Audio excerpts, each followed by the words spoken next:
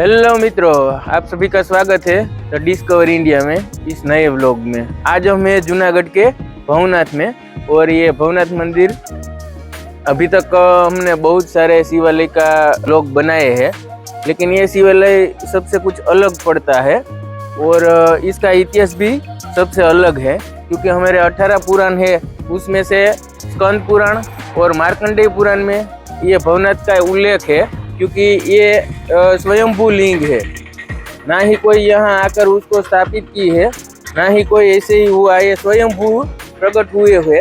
तो ये एक अलग ही इसकी प्रतिभा यहाँ सभी शिवालयों में से अलग पड़ते हैं।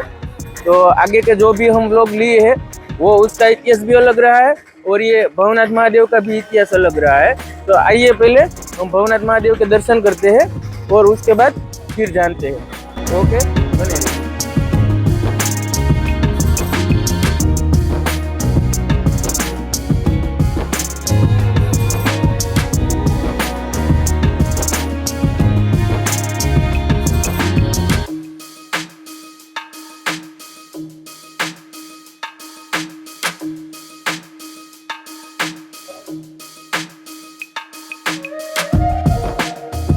तो मित्र, अभी श्रावण मास चालू हो गया है।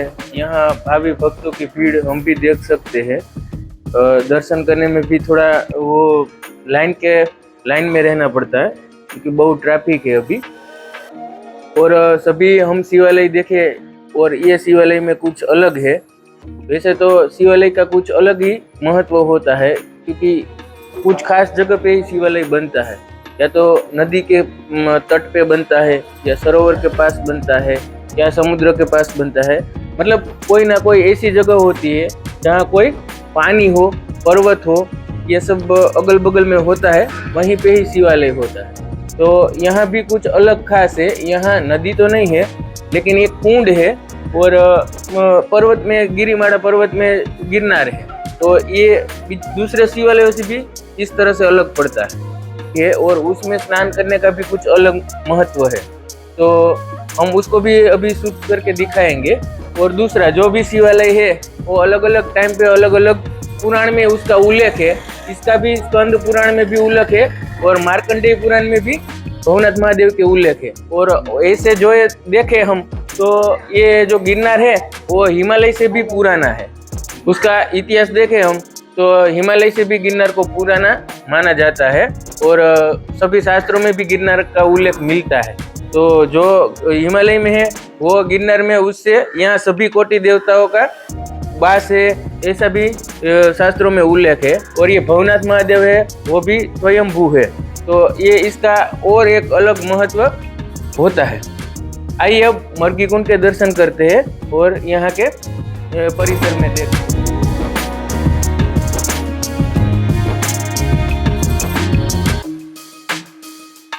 तो पहले हम एक प्रदक्षिणा हो जाए, उसके बाद हम मुर्गी कुंड के दर्शन करेंगे।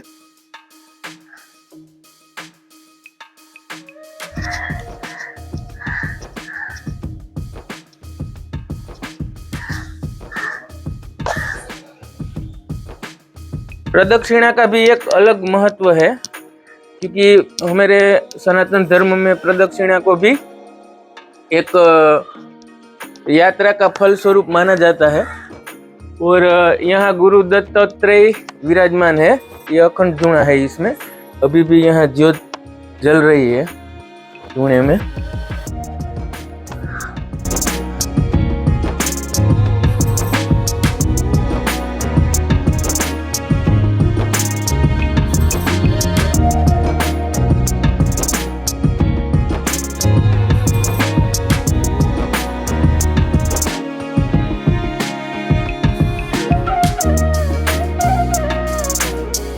तो यहाँ ये मंदिर के बगल में ही ये कुंड पड़ता है, जिसका नाम मुर्गी कुंड है।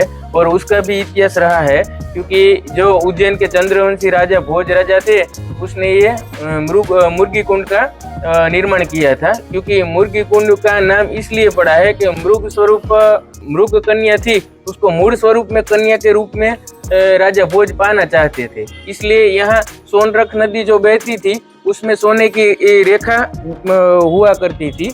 और उसका भी एक अलग महत्व है, क्योंकि ना आप आगे जाओगे दामो कुंड पे, वहाँ जो नदी है वो सोनरख नदी है।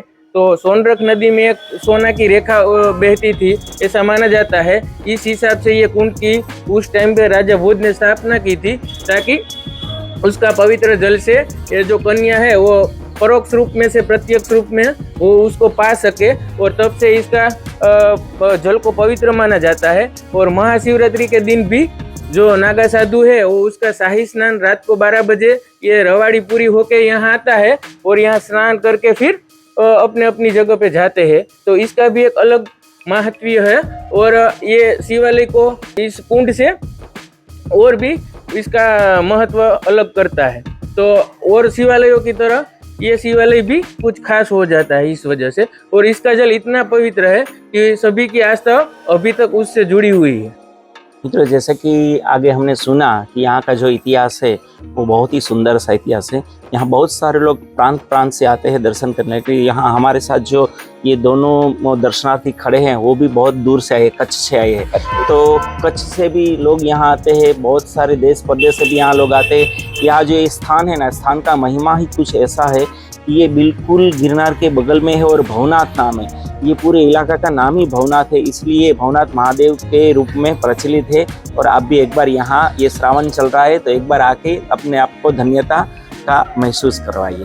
और दिलीप भाई, दूसरी एक और बात है, आप कोई भी शिवालय का दर्शन करेंगे तो आपको अंदर जाओगे तब लिंग स्वरूप आपके दर्शन होंगे जी। यहाँ आप बाहर खड़े रहेंगे तब भी तो मंदिर का भी दर्शन होगा, और पीछे शिवलिंग का भी दर्शन होगा। वो तो बहुत बड़ा शिवलिंग बनाया है। हाँ, तो वो भी अलग पड़ता है। और वैसे भी बाहर रह के भी आप दर्शन करोगे तो गिरनार पर्वत का भी होगा, शिवलिंग का भी होगा, और भवनाथ महादेव का भी होगा। वैसे देखा जाए तो देखो अभी सुबह सुबह कितना जल्दी हो गया, फिर भी बहुत सारे दर्शनार्थी आ गए हैं।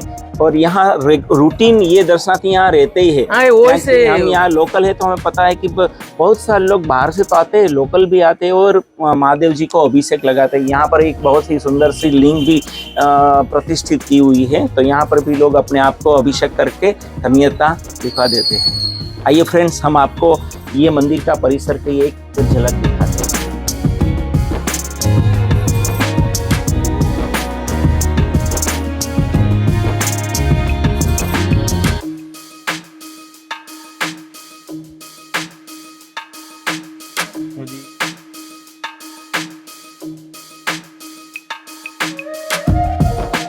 तो अभी मित्रों पूरा परिसर दिखाया हमने, और आज बहुत ही ट्रैफिक है, और आप भी देखें पीछे का व्यू भी आ रहा है। और इस तरह हम सुबह जल्दी 5 बजे आए थे, क्योंकि यहाँ अच्छे से दर्शन कर पाए और ये आपको भी दर्शन करवा पाए। और अभी ये व्लॉग को यहाँ हम पूरा करते हैं। अगर ऐसे ही आपको मेरे वीडियो अच्छे लगते हैं तो प्लीज़ लाइक, शेयर और सब्सक्राइब।